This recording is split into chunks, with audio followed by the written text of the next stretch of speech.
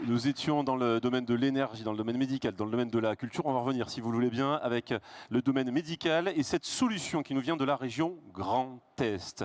Des clones numériques 3D à partir d'images médicales pour sécuriser les interventions chirurgicales. C'est cette solution qui va être justement présentée par Vigebo Patient Lab.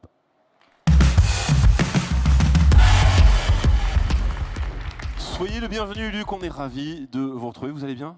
Oui, très bien. 3 minutes, 180 secondes pour les convaincre. On y va tout de suite, on y va maintenant. Alors, comme vous le savez, l'image médicale est aujourd'hui au cœur du système de santé. Une image, on l'utilise avant, pendant et après une intervention. Mais c'est une donnée non structurée, très compliquée à comprendre pour un expert. Eh bien, nous avons résolu ce problème en créant Visible Patient Lab, une solution qui extrait de l'image scanner ou IRM du patient son clone numérique en 3 dimensions. Et cette solution est la seule certifiée dans 30 pays, à la fois pour l'adulte et pour l'enfant, et pour tout le corps humain. C'est même la seule solution qui permet d'extraire les artères et les veines sur un scanner non injecté. L'exemple que vous voyez, c'est une patiente qui avait déjà été opérée 2 fois et qui semblait non opérable. Eh bien, comme pour 20 à 30% des patients, la modélisation 3D et le logiciel vont permettre de changer ce diagnostic. Elle va être opérée et guérie de son cancer. En fait, toutes les études montrent que l'on réduit le temps opératoire, que l'on réduit de 1 à 3 jours la durée d'hospitalisation et qu'on réduit de plus de la moitié les complications post-opératoires, ce qui explique pourquoi l'année dernière, on a obtenu la prise en charge par Medicare aux États-Unis. Alors ces données structurées, ce sont aussi des données biométriques qu'on aimerait bien pouvoir utiliser pour faire de l'IA et des nouveaux dispositifs, mais comme ce sont des données biométriques, elles sont protégées par le système du RGPD et Regulatory. Le rêve, le Graal, serait de créer des données synthétiques de patients fictifs. Mais jusqu'à présent, au niveau image, même les plus grandes sociétés comme Nvidia n'ont pas réussi à faire mieux que 256 au cube, soit 4 fois moins bien qu'une image réelle. Eh bien, l'année dernière, nous y sommes arrivés, nous avons développé un logiciel qui permet de créer des images fictives tellement réalistes que même les experts ne détectent pas que cette image n'est pas une image d'un vrai patient. Vous voyez ces exemples, ce sont des cas fictifs qui, s'ils sont utilisés pour un apprentissage en intelligence artificielle, sont plus efficaces que la donnée réelle. Pour une raison simple, on peut démultiplier les cas rares pour en générer plein.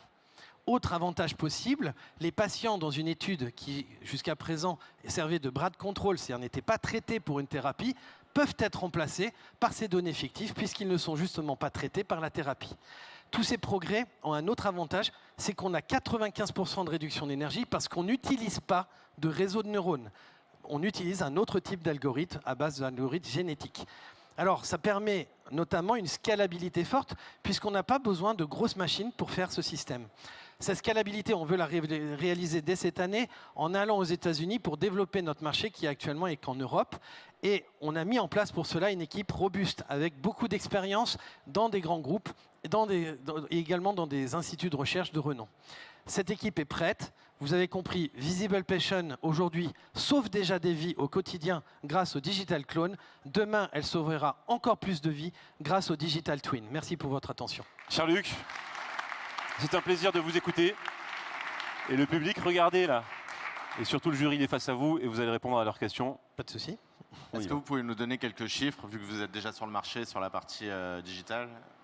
80 hôpitaux en Europe actuellement, 65 en France l'utilisent. On n'a pas de prise en charge publique en France, alors on a été chercher les mutuelles. 37 millions de Français sont couverts à 100% pour cette solution. Et comme vous l'avez entendu, on veut lancer le marché américain tout simplement parce qu'on a obtenu l'année dernière une couverture à 156 $ par cas, soit 56 $ de plus que ce qu'on a en Europe.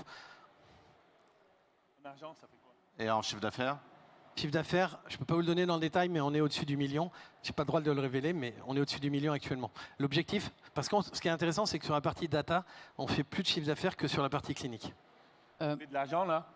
Pardon? Vous levez de l'argent? On lève actuellement, on est en Combien? train de finir la levée. C'est très peu, 2,5 millions.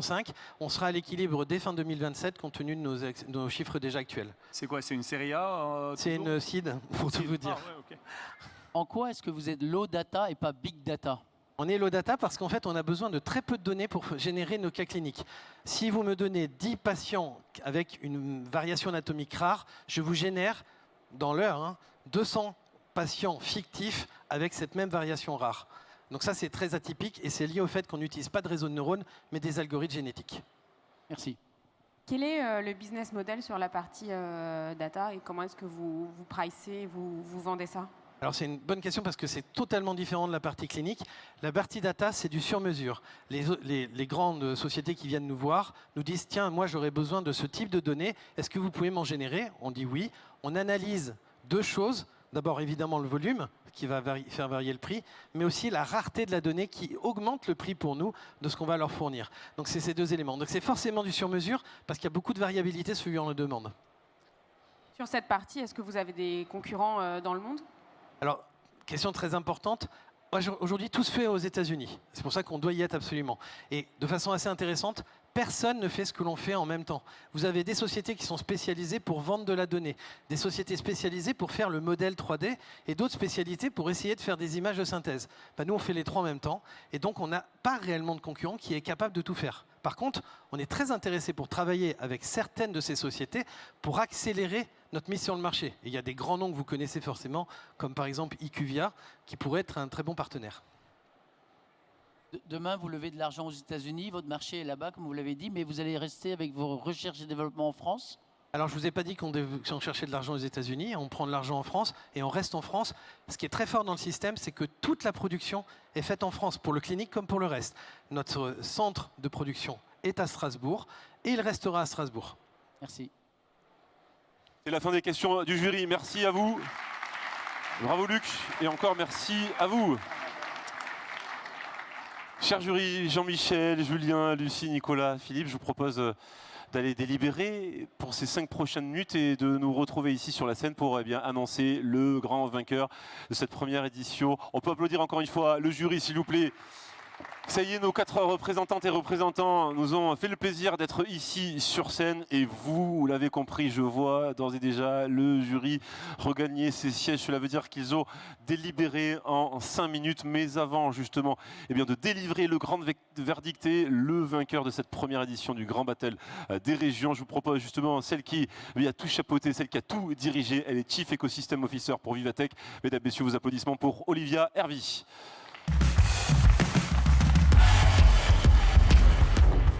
Olivia, merci d'être là. Première édition couronnée de succès, on l'a vu, avec des solutions pragmatiques qui répondent aux besoins du marché. Je vous laisse le soin de revenir sur tout ça et sur les partenariats qui ont été menés pour cette première édition. Oui, tout à fait.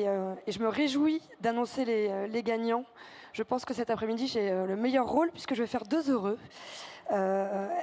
Avant tout, je voulais redire un grand merci à la Chambre, au réseau de chambres de commerce et d'industrie, non seulement pour leur soutien sur la Battle des régions, mais aussi pour leur soutien aux entrepreneurs dans les métropoles, dans les territoires, au quotidien. Et puis aussi un grand merci aux 14 régions qui se sont mobilisées cette année pour cette première édition de la Battle des régions. Et d'ailleurs, je voulais vous annoncer que l'année prochaine, bien sûr, on reviendra avec la Battle des régions. Voilà. Et on espère que vous allez vous mobiliser de nouveau, puisque sans vous, la Battle des régions ne peut pas exister. Donc voilà. J'annonce les Olivia, gagnants. on va bien se mettre ici solennellement au centre de cette scène pour forcément faire face également bien sûr au public et faire face à celles et ceux qui nous suivent dans le monde entier pour ce grand live que nous avons démarré depuis mercredi maintenant. On va démarrer déjà avec le grand vainqueur de cette première édition 2026, Olivia. And the winner is... Donc le grand gagnant est Visible Patient Lab, région Grand Est. C'est Luc qui a remporté, et c'est avec Olivia justement mon cher Luc, que vous allez être le grand lauréat. Luc Solaire, applaudissements s'il vous plaît pour Visible Patient Lab. Ça s'appelle ramener la coupe à la maison et ramener la coupe à la région Grand Est. Un petit mot de notre grand lauréat. Vous êtes le premier de l'histoire du Grand Battle des régions, cher Luc. Eh bien, écoutez, je suis très fier pour ma région qui nous soutient, pour ma ville qui nous soutient. Merci aux membres du jury de nous avoir fait cet honneur. Merci à tous ceux aussi qui sont là parce que, rappelez-vous une chose, derrière tout ce que vous avez vu, il y a des vrais patients qui attendent au quotidien. Mon souhait, je profite d'avoir le micro, c'est que l'État français enfin prenne en charge ce type d'innovation. On a obtenu la prise en charge aux États-Unis sous Trump. et on n'a pas encore la prise en charge en France. Alors je profite pour le dire, s'il y a des personnes qui peuvent être influencées et nous aider à faire pression pour qu'enfin ça soit pris en charge, n'hésitez pas à le faire. Merci à tous et puis vive la région Grand Est. Parce que cette victoire n'est pas une victoire individuelle mais collective. On va également bien sûr appeler la région Grand Est pour le grand trophée également qui est bien fini vainqueur de ce grand battle des régions que l'on va applaudir encore une fois pour ce grand battle des régions. Bravo à vous des mains d'Olivia et on va en profiter là également aussi au jury. On va lui demander de nous rejoindre ici sur scène si vous pouvez, chers membres du jury, nous rejoindre toutes et tous ici sur scène pour cette grande photo ici du Battle des Régions 2026. Dans quelques instants, reste avec nous car nous allons bien sûr révéler, dévoiler le grand vainqueur, le coup de cœur du public. Qui sera le coup de cœur du public? Nous allons le savoir dans quelques instants. Avant cela, je vous invite à vous positionner au centre de la scène, à faire la photo qui restera tout naturellement gravée dans les annales de Vivatech avec toutes les équipes ici présentes. Et je vous invite à regarder notre ami photographe qui lève le bras ici pour ici ce début d'après-midi, cette journée grand public et ce grand battle des régions. Applaudissements encore une fois s'il vous plaît